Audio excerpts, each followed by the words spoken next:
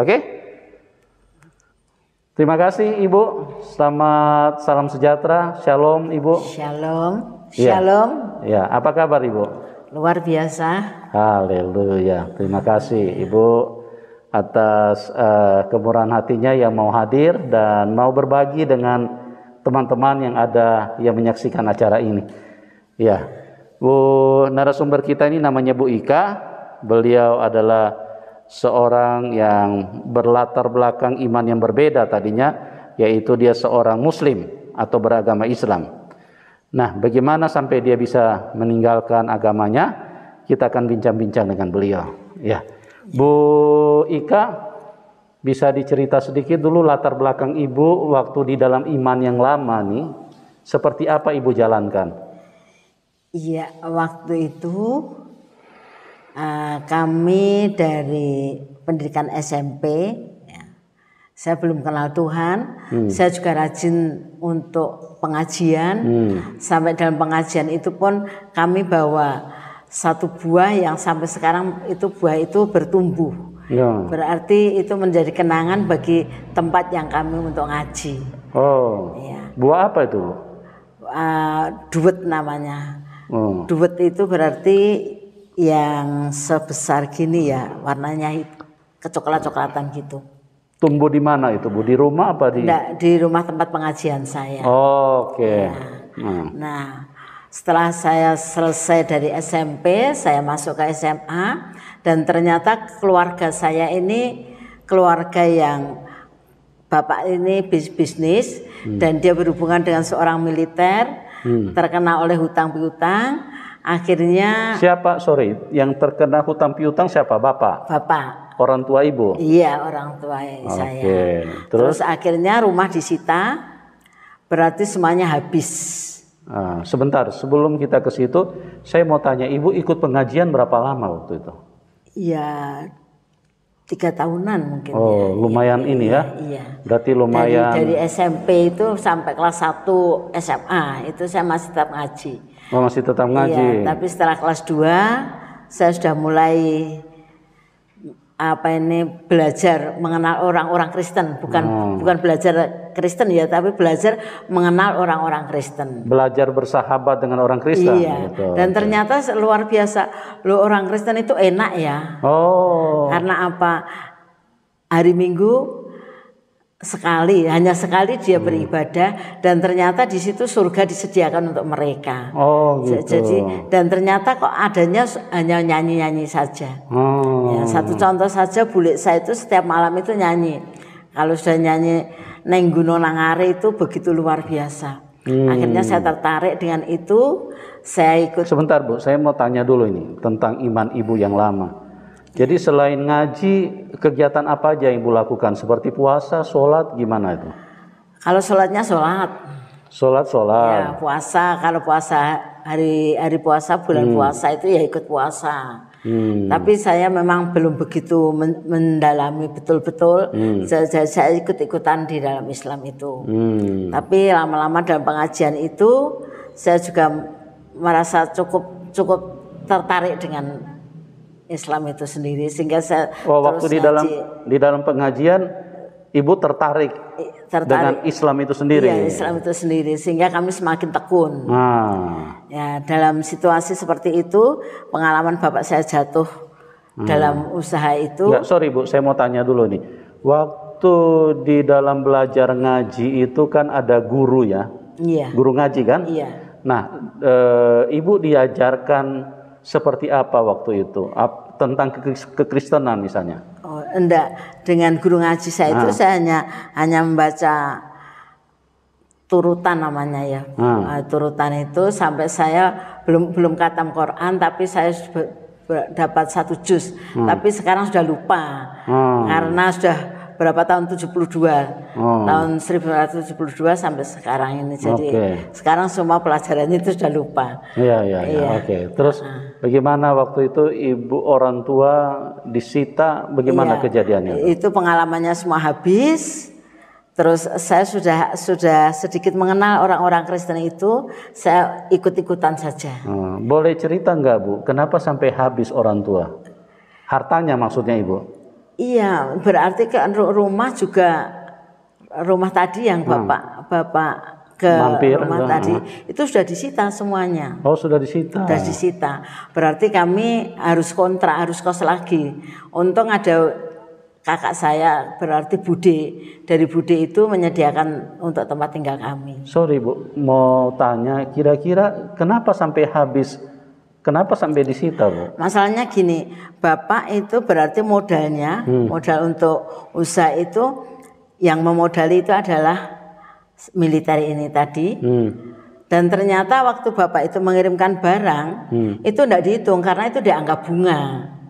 Nah, dari bunga berbunga, akhirnya ya habis semuanya, itu masuk ke modal semua atau ke utang piutang itu, akhirnya rumah itu disita itu tadi. Jadi bapak tidak mengerti, terjebak di dalam sistem itu, sistem bunga berbunga itu. Nah, dalam situasi seperti itu, sekalipun saya sudah ngaji, saya sudah menjalankan sholat, saya sudah melakukannya, tapi saya justru juga lari ke orang tua. Berarti masuk ke waktu itu, berarti pangestu, ada kumpulan pangestu. Lari kebatinan. Lari ke orang tua itu dalam pengertian apa, Bu? Minta uang juga atau bagaimana? Enggak, maksudnya ke orang tua itu yang dari pangestu itu loh. Jadi dari kumpulan pangestu itu berarti kepalanya gitu loh. Saya ke situ, saya minta tolong bagaimana seperti itu, dan ternyata yaitu pengalaman kami dibawa ke gua. Terus dibawa jadi ke makam. Waktu ibu istilahnya jatuh miskin, jatuh bangkrut orang tua, bapak, ibu ke pangestu itu. Jadi ya ngaji ya ke pangestu, dan ternyata yaitu kami menyembah kepada termasuk berhala-berhala itu. Jadi ibu di pangestu itu nama perkumpulannya, pangestu. Ibu dibawa ke gua-gua. Ke gua, ke makam. Nah, dari situ kan sampai di gua, sampai di makam itu apa yang ibu lakukan? Apa yang dilakukan di situ? Berarti penyalaan lilin dengan doa-doa, sudah lupa sekarang saya. Itu berarti kalau orang itu berarti kuat, lilin itu sampai 3 hari, 4 hari tidak mati, satu minggu pun tidak mati. Tapi kalau tidak kuat, 5 menit aja mati, sudah mati. Nah, dengan pengalaman-pengalaman seperti itu kok tidak dapatkan apa-apa. Dengan janji kalau ke gua-gua itu maka akan jadi kaya lagi apa bagaimana? Gitu. Nah, akhirnya kami tidak dapatkan, tapi saya sudah sedikit mengenal orang-orang Kristen, baru mengenal ya. Belum ikut, baru mengenal saja. Baru mengenal saja. Akhirnya lama-lama saya tinggalkan pengajian itu, saya ikut beribadah. Ibu ikut beribadah. Tapi saya tetap ke pangestu ini tetap. Nah, tetap ke pangestu. Iya. Ibu tetap beribadah sebagai seorang muslim. Iya, tapi saya juga berarti itu juga ke pangestu, juga ke muslim, juga ke gereja. Ikut ke gereja juga. Iya. Kenapa? Karena ya tadi karena kami sudah mengenal kepada teman-teman yang Kristen itu. Nah, dari situ terus diajak teman-teman Kristen apa ibu mau sendiri? Ya, ada saudara yang mengajak saya, kakak itu. Nah, dari situ saya akhirnya membaca dalam Keluaran pasal 20 ayat 1, jangan ada Allah lain. Nah, dari situlah akhirnya saya sadar ternyata kami berdosa. Saya tahu saya berdosa karena saya menyembah bukan kepada Allah. Bukan kepada Allah tapi kepada ilah. Iya, kepada Tuhan yang benar ya. Iya. Nah, terus akhirnya disitulah saya setia dalam agama Kristen. Belum dalam Kristus ya, tapi belajar agama Kristen. Belajar agama Kristen. Iya. Dan setelah saya lulus dari SMA, saya sudah belajar agama Kristen, bukan mengenal Kristus ya, belajar agama Kristen, dan ternyata di situ Tuhan punya rencana yang terindah. Sebentar Bu, saya jelaskan dulu kepada teman-teman. Jadi banyak orang mengira orang Kristen itu menyembah Tuhan lebih dari satu. Enggak. Tuhan itu hanya satu, ya. Ibu ini saja waktu baru belajar tentang Alkitab, membaca di kitab Keluaran, sudah dijelaskan di situ jangan ada Allah lain, ya. Artinya jangan menyembah Tuhan yang lebih dari satu, ya. Tidak ada orang Kristen itu punya Tuhan lebih dari satu. Itu hanya orang yang logikanya mampet. Jadi mereka dibodohin setan, mereka bilang orang Kristen menyembah 3 Tuhan. Tidak. Orang Kristen itu hanya menyembah satu Tuhan. Saya mau beri contoh kepada kita. Di seluruh dunia Tuhan itu hanya satu. Kalau ada 2 Tuhan berarti satu itu palsu. Dari ciptaannya saja menunjukkan bahwa Tuhan itu hanya satu. Coba Anda lihat ke bagian barat. Orang bule, orang Amerika, orang Jepang, orang Afrika. Lubang hidungnya juga cuma 2, teman. Ya. Karena apa? Itu menunjukkan bahwa Tuhan itu hanya satu, pencipta itu hanya satu. Lubang telinganya juga cuma 2. Kalau mungkin orang Afrika lubang telinganya ada 3, nah itu mungkin ada Tuhan yang lain. Gitu cara menganalisa kebenaran itu begitu, simple. Oke, jadi jangan salah memahami ya, jangan mau dibodohin setan. Oh, orang Kristen itu Tuhannya banyak, lebih dari satu. Enggak, Tuhan orang Kristen itu hanya satu, ya. Oke Bu, lanjut Bu, gimana Bu? Terus akhirnya saya lulus dari SMA, saya sudah belajar agama Kristen. Belajar agama Kristen bukan belajar dalam Kristus ya, belajar agama Kristen. Dan ternyata luar biasa, sekalipun saya tidak ada persiapan untuk mengajar ya, tetapi Tuhan itu punya rencana. Ternyata Tuhan panggil saya menjadi guru agama Kristen. Loh, belum ikut Tuhan Yesus waktu itu, cuma belajar saja. Iya. Dahsyat sekali. Akhirnya saya dipercayakan dengan 2 SD, Gendongan 1 sampai Gendongan 2. Nah, bagaimana respon ibu? Ibu kan masih Muslim waktu itu.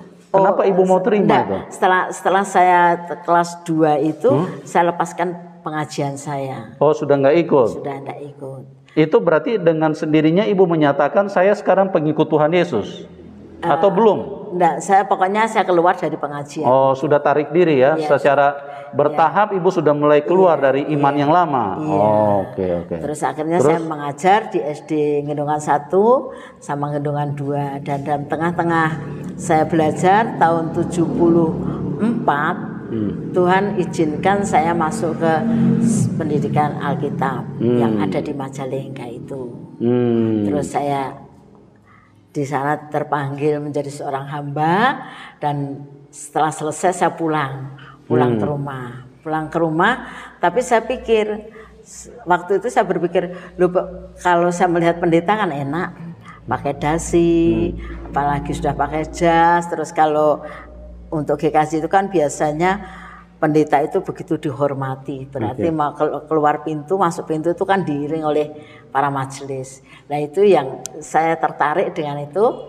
Saya masuk sekolah Alkitab, dan di sana ternyata sekolah Alkitab itu sesuatu yang saya pikir terlalu berat. Ya. Pola makannya seperti itu, terus cara hidupnya seperti itu. Nah, saya pikir lah kalau seperti ini, saya masa depan saya bagaimana? Maksudnya pola makannya makan sederhana. Iya, di asrama gitu. Tidak makan ayam, tidak makan ikan, daging. Iya, apalagi pokoknya, kalau sudah mendapatkan 1 minggu itu ada sarapan bubur. Itu saya paling benci waktu itu. Terus akhirnya selesai, saya pulang dan saya tidak akan kembali. Oh, berarti tidak siap untuk hidup susah, hidup menderita ya. Jadi tidak benar kalau ada orang bilang ikut Tuhan Yesus karena dikasih Indomie, tidak benar kan? Oke. Jelas ya teman-teman ya, bahwa semua itu berita hoax yang bersumber daripada iblis, di mana diracuni pikiran manusia seolah-olah ikut Tuhan Yesus itu diiming-iming dengan sesuatu. Tidak. Ikut Tuhan Yesus itu karena panggilan dan kita sadar bahwa Dia adalah Tuhan yang benar. Nah, Bu, saya mau tanya dulu nih, Bu. Ibu kan tadi masih mengikuti pelajaran agama. Iya. Belum menjadi pengikut Tuhan Yesus kan? Iya. Masih ikuti pelajaran agama. Iya. Nah, bagaimana ceritanya Ibu kok bisa ikut sekolah Alkitab? Saya sendiri kurang tahu waktu itu, tapi ada teman sahabat saya, yuk kita masuk ke sekolah ini. Sekolah Alkitab. Iya, sekolah Alkitab. Luar Terus biasa. kami dikirim dari Salatiga, 2 orang, yaitu Sriwidati yang sekarang ada di Jogja, dan saya. Dan selesai itu saya pulang ke rumah. Terus ada pendeta saya waktu itu, saya sudah punya pendeta, berarti bapak rohani saya. Iya. Kenapa kamu pulang? Bagaimana panggilanmu? Terus akhirnya. Jadi sebentar, Bu. Secara resmi itu kapan Ibu terima Tuhan Yesus sebagai Tuhan dan Juru Selamat? Dibaptis atau bagaimana, kapan itu Ibu secara resmi menyatakan bahwa saya pengikut Tuhan Yesus, saya menjadi orang Kristen? Justru setelah saya keluar dari sekolah Alkitab, seperti tadi saya sampaikan, pendeta saya ini, apakah dengan satu misal kamu bekerja dengan mendapatkan uang sekian ini, mungkin mendapat gaji berapa, bisa menjamin keselamatanmu. Apakah engkau bisa menyelamatkan keluargamu? Nah, terus saya sadar, oh ya itu berarti panggilan Tuhan. Akhirnya saya kembali, dan ternyata tanpa kami pikirkan, dalam malam itu kami berdoa secara khusus di dalam kamar, dan tanpa terpikirkan, tanpa terencana, ada seorang hamba Tuhan yang dari Kediri itu justru datang ke rumah minta saya bantu pelayanan. Bantu pelayanan, akhirnya saya dikirimkan ke Kediri, pelayan di Kediri, dan disitulah kami mulai belajar. Dan ternyata Tuhan itu begitu luar biasa. Tuhan punya rencana yang begitu indah membentuk kehidupan saya, sehingga saya tahu, oh ternyata kehidupan Kristen ini seperti ini. Pengikut Kristus yang sesungguhnya itu seperti ini. Bukan materi yang dicari, tapi kami pelayanan di sana sekalipun tidak dapat apa-apa, kami bersukacita bersyukur kepada Tuhan. Haleluya. Jadi ceritanya Ibu ini sudah sekolah Alkitab, belum menjadi pengikut Tuhan Yesus ya, cuma belajar aja. Iya, makanya dahsyat sekali. Saya katakan saya belajar agama Kristen, bukan belajar untuk mengenal Kristus. Orang cerdas harus seperti itu ya. Jadi belajar dulu teman-teman. Jangan nolak dulu ya. Belajar ya. Pelajari, karena kebenaran itu hanya satu. Dan Tuhan itu hanya satu. Tidak ada 2 Tuhan. Ya. Kalau ada 2 Tuhan, berarti satu palsu. Cari tahu siapa Tuhan yang benar. Nah, ibu ini menarik sekali, dia belajar. Padahal dia belum menjadi pengikut Tuhan Yesus, sudah sekolah Alkitab. Itu dahsyat tuh, karya Tuhan di dalam kehidupannya. Nah, terus apa yang terjadi, Bu? Ibu sekolah Alkitab. Sekolah Alkitab, saya selesai tadi mau berarti saya mau keluar, berarti saya tidak mau mendengar panggilan Tuhan, tapi ternyata Tuhan itu terus mengejar saya. Dengan datangnya seorang hamba Tuhan, saya dipanggil pelayanan di Kediri itu, dan akhirnya dipertemukan dengan suami kami dalam pelayanan itu. Dan dari pengalaman demi pengalaman itu sampai saya pelayanan di Semarang, ternyata suami saya ini juga pernah mengalami frustasi, dia lepas dari pelayanan. Jadi ceritanya waktu ketemu lalu itu belum jadi suami kan, Bu? Belum. Nanti setelah ketemu baru jatuh cinta. Iya. Gitu. Ya, haleluya, luar biasa ya. Karena saya ketemu dengan Pak Ben ini hanya satu kali, dan hanya 2 jam waktu ibadah. Selesai itu sudah, dia di Banten, saya di Kediri, Dan tapi ternyata Tuhan itu luar biasa, memang mempertemukan itu begitu indah. Oke, sebentar Bu, saya mau tanya dulu nih biar jelas, biar teman-teman juga jelas. Jadi Ibu sudah sekolah Alkitab. Nah, Ibu melihat kehidupan orang-orang Kristen itu kan menyenangkan. Ada sukacita, ada damai, dari apa yang ekspresi yang mereka tampilkan itu ada sesuatu yang berbeda kan, seperti itu ya. Nah, terus kapan Ibu memutuskan saya mau dibaptis? Oh, kalau dibaptis kami sudah. Berarti waktu di Majalengka, waktu saya pendidikan di Majalengka itu saya dibaptis di Majalengka. Oh. Sekalipun saya dibaptis, berarti hati saya ini masih mengeraskan seakan-akan belum begituan. Dibaptis, iya dibaptis, tapi hati belum ke Tuhan Yesus. Iya. Masih sekedar belajar saja. Iya. Yaitu dengan pengalaman-pengalaman secara pribadi bersama dengan Tuhan, dan ternyata pengalaman-pengalaman yang pahit, pengalaman yang manis itu membentuk kehidupan saya untuk semakin mantap di dalam Tuhan. Amin. Dan sampai sekarang itu kemurahan Tuhan, anugerah Tuhan yang dipercayakan kepada kami. Sekalipun Tuhan izinkan dalam hal ini, Tuhan izinkan kami mengalami sakit, tapi Tuhan begitu luar biasa mengerjakan. Sampai saat ini Tuhan masih memberikan umur panjang bagi saya. Itu sesuatu yang luar biasa Tuhan kerjakan dalam hidup kami, sehingga kami tetap berada dalam pelayanan. Haleluya. Ya. Bu, saya mau tanya nih, kira-kira Ibu menyesal nggak ikut Tuhan Yesus?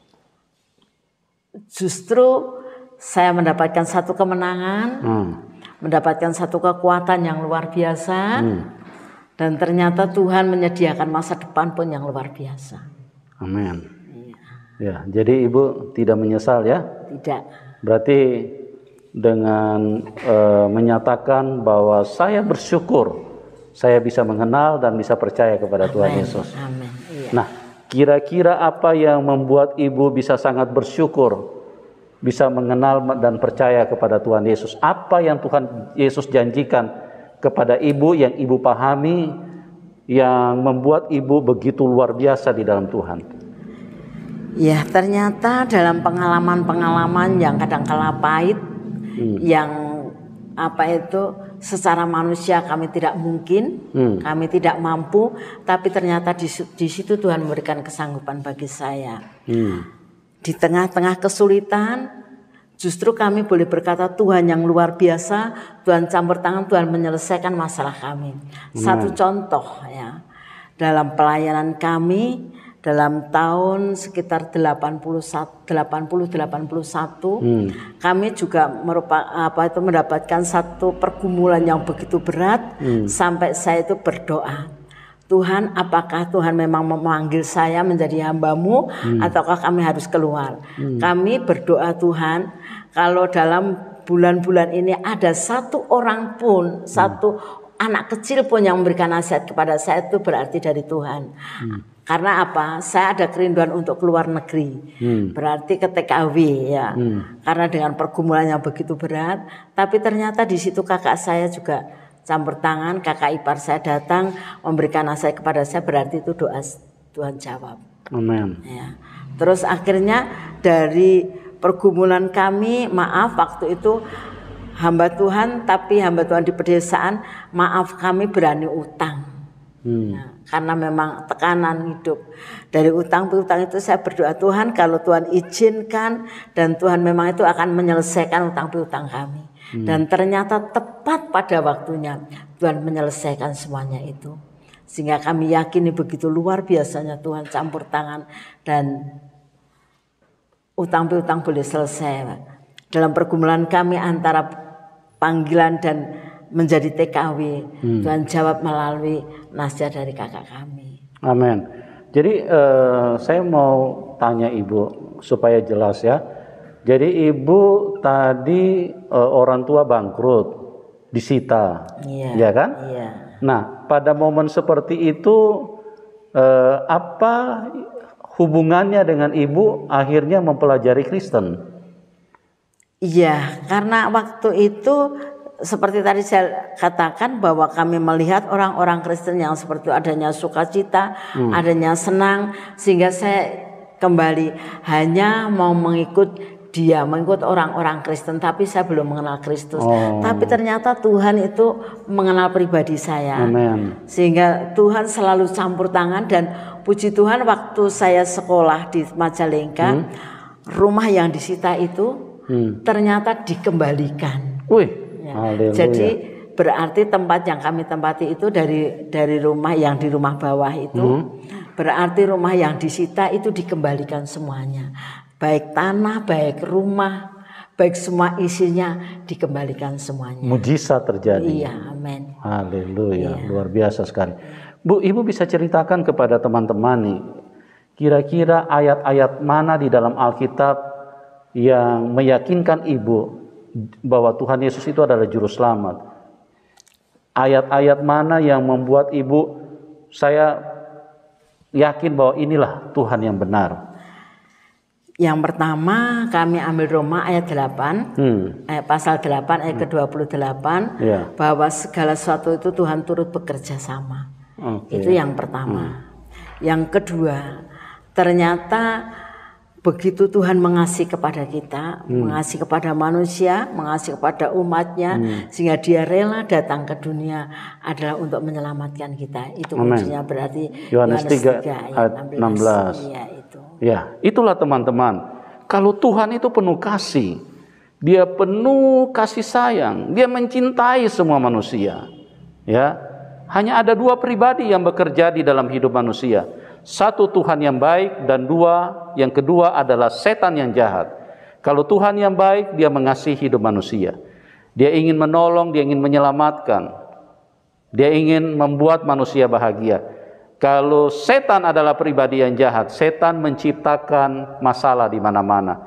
Dia menimbulkan pertikaian, pertengkaran, perselisihan, amarah, fitnah, kebencian, iri hati.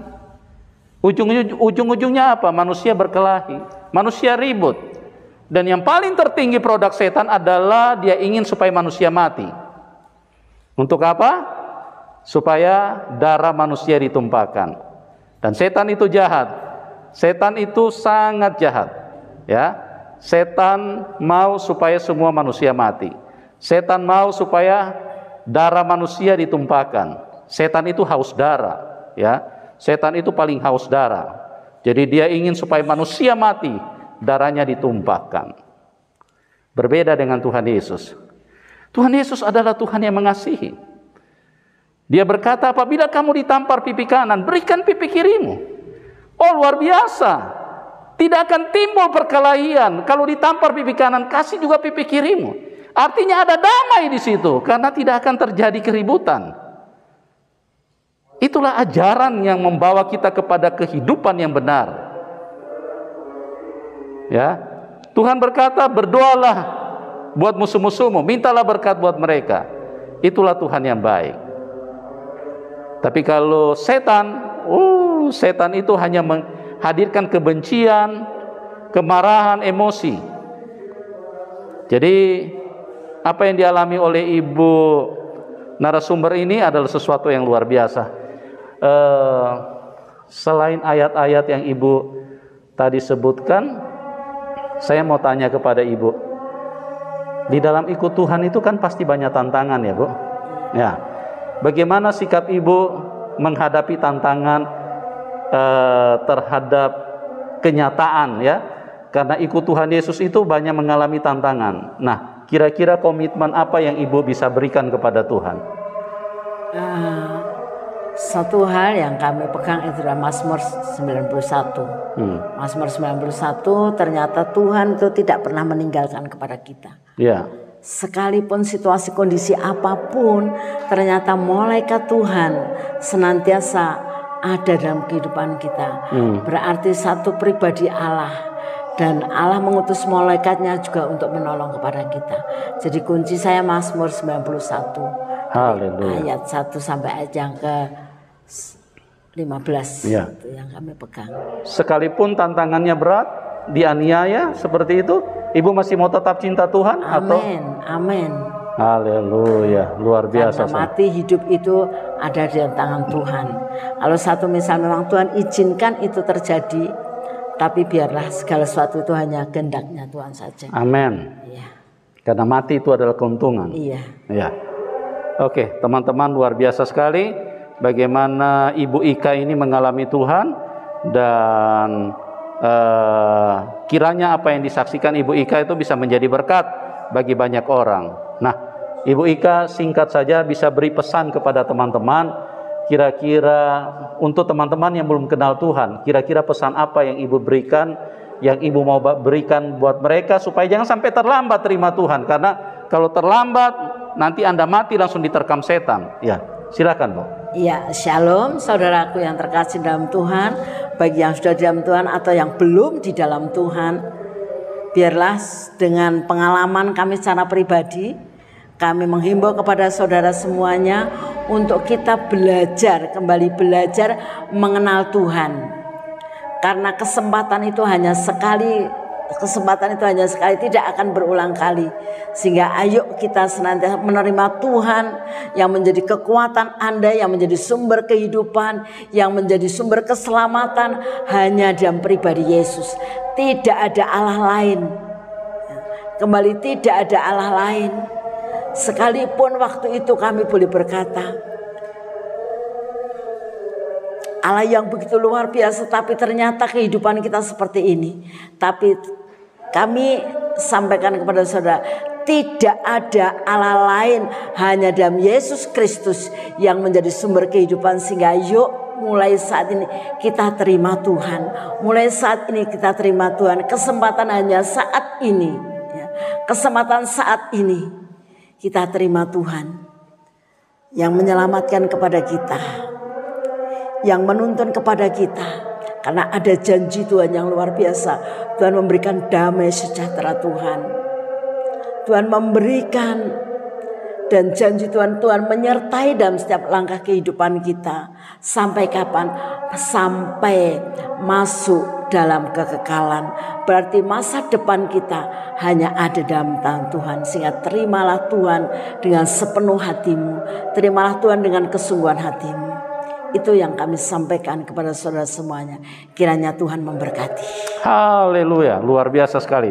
Teman-teman, jangan sampai terlambat karena waktu ini singkat. Dan kesempatan itu tidak datang dua kali. Ya, ingat, kesempatan tidak datang dua kali. Sebelum setan menerkam hidupmu, cepat percaya kepada Tuhan. Dan Tuhan Yesus mengasihi hidupmu. Tuhan Yesus ingin membawa kita semua ke surga. Tapi setan itu jahat dan dia ingin kita semua masuk neraka. Yohanes 8 ayat 44, iblis adalah pembunuh manusia sejak semula. Yohanes 10 ayat 10, pencuri datang hanya untuk mencuri, membunuh dan membinasakan. Karena setan itu haus darah. Oleh sebab itu hanya Tuhan Yesuslah yang mengasihi hidup kita. Dan jangan sampai terlambat teman-teman. Dan bagi teman-teman yang diberkati, silakan dukung Ibu Ika, Ibu narasumber. Karena Ibu ini bukan saja hanya terima Tuhan, Ibu ini melayani Tuhan dan melayani dengan begitu sukacita, menjadi tentara Tuhan yang berada di depan untuk bisa memberitakan Injil supaya pelayanan mereka bisa semakin luar biasa. Nomor rekeningnya kami taruh di layar deskripsi. Oke, teman-teman dan Ibu Ika, terima kasih buat kesaksian yang luar biasa. Amin. Doa kami buat Ibu tetap semangat, setia, dan tetap menyala-nyala di dalam Tuhan. Amin. Ya. Doa kami juga buat semua teman-teman yang menyaksikan link ini. Tuhan Yesus baik dan Tuhan Yesus punya kasih, kiranya bisa menyentuh setiap teman-teman dimanapun Anda berada.